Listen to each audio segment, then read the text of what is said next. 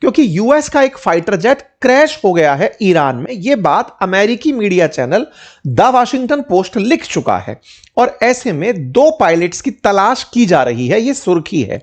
अब यह F-35 है या फिर F-15 है नहीं पता, लेकिन हेडलाइन बन चुकी है कि एक फाइटर जेट गिरा है। यह अमेरिकी मीडिया में, यानी ये वो वाली बात है जिसका विमान गिरा है वो क्लेम करे, यह वैसी वाली बात है। तो अमेरिका में क्लेम हो चुका है।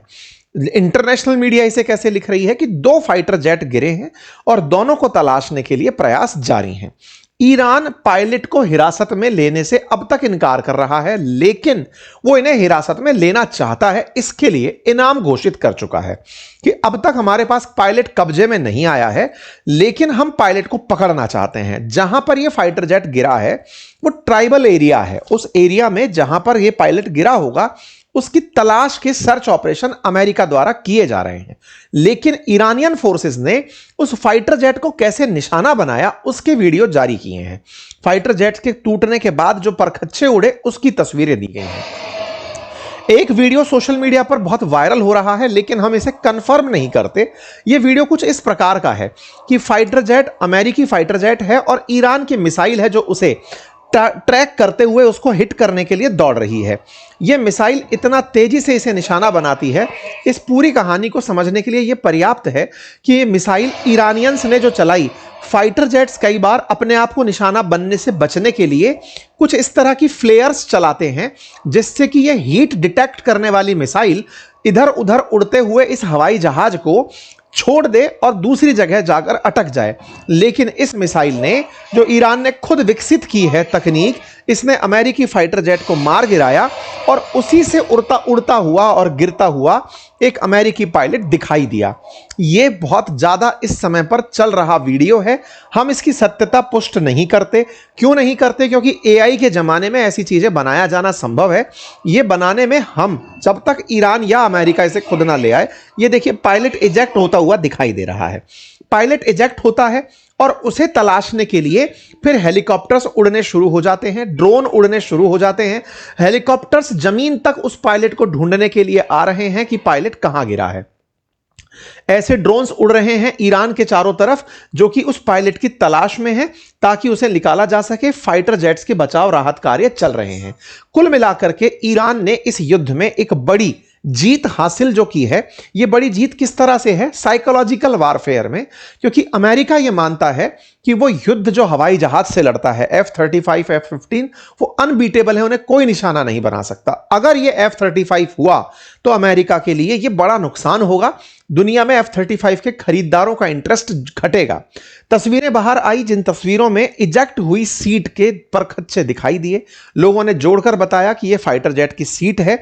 बढ़िया लीगो का वीडियो बनाकर इन्होंने डाल दिया कि कैसे फाइटर जेट को हमने टारगेट किया और अब पायलट की तलाश हमारे द्वारा जारी है। कुल मिलाकर ईरान के हालात पूरी दुनिया में चर्चा का हिस्सा हैं। एक वीडियो और वायरल हुआ जिसमें जो हेलीकॉप्टर तलाश के लिए आया हुआ है उसको एक आम आदमी, जो ट्राइबल का आदमी है, मैं तस्वीर में दिखाता हूं, वो बंदूक से निशाना बना रहा है और उसकी बच्ची जो है वो एक्साइटमेंट में नाच रही है कि उसको बढ़िया लग रहा है कि वाह बढ़िया किया और हेलीकॉप्टर को निशाना बनाया। ऐसा क्यों हुआ?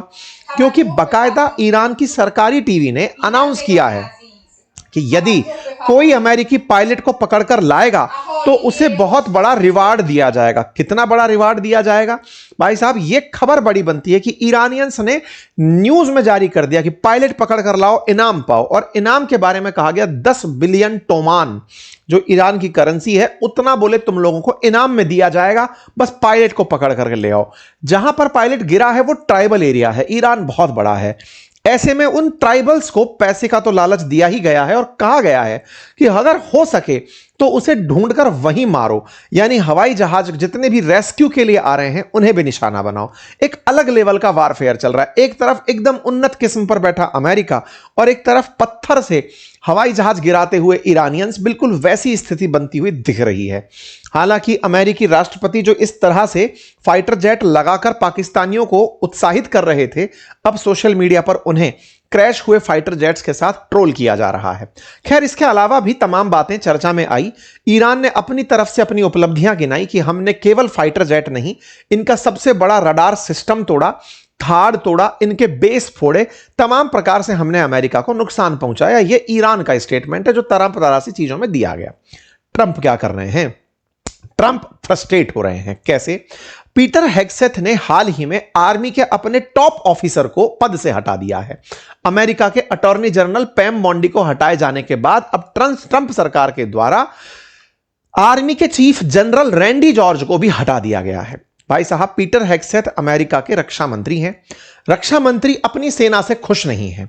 ऐसे में army chief general Randy George को हटाया जाना एक बड़ी सुर्खी बनता है।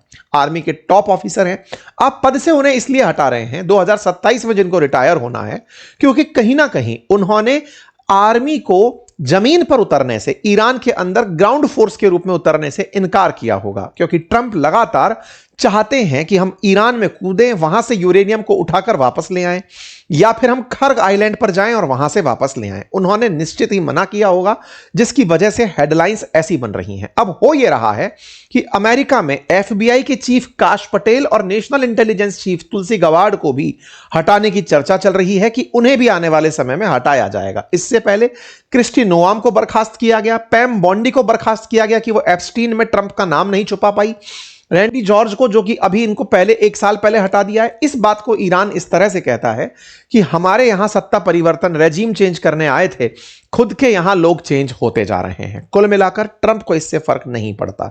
जो भी हो रहा है ये आपके लिए मनोरंजन है, ये बढ़िया आनंद में है। दुनिया पर टैरिफ लगा रहे हैं, मस्त हैं, इनका लाभ चल रहा है, दुनिया परेशान चल रही है। और इसी परेशानी से निपटने के लिए भारत समेत दुनिया के 60 से अधिक देशों ने यूके के साथ बातचीत भी की है, मीटिंग हुई है, जिसमें भारत ने मेंशन किया कि भैया हमारा नाविक मरा है इस पूरे वॉर के अंदर। ये सारी देशों को परेशान करने वाली घटनाएं हैं। अमेरिका के लिए वॉर फन हो सकता है, ईरान के लिए सर्वाइवल के लिए, लेकिन दुनिया निश्चित ही इससे परेशान हो रही है। बाकी आप लोग इसे कैसे देखते हैं जरूर कमेंट बॉक्स में बताइएगा। ट्रंप अपनी तरफ से केवल यही कह रहे हैं कि मुझे थोड़ा और समय मिले तो मैं हॉर्मुज खोल दूं। इस पर ईरान का कहना है कि हमें समय मिल रहा है, आपने हमारा पुल तोड़ा है, हम 8 पुल तोड़ेंगे। उसमें से इनके द्वारा शेख जबर अल अहमद अल शहाब सी ब्रिज कुवैत का तोड़ना तय किया गया है, शेख जायद ब्रिज, अल मक्का ब्रिज और शेख खलीफा ब्रिज यूएई के अंदर तोड़ना तय किया गया है। किंग फाहद कॉजवे लिंक सऊदी अरब के अंदर जो बहरेन को जोड़ता है उसको तोड़ना तय किया गया है।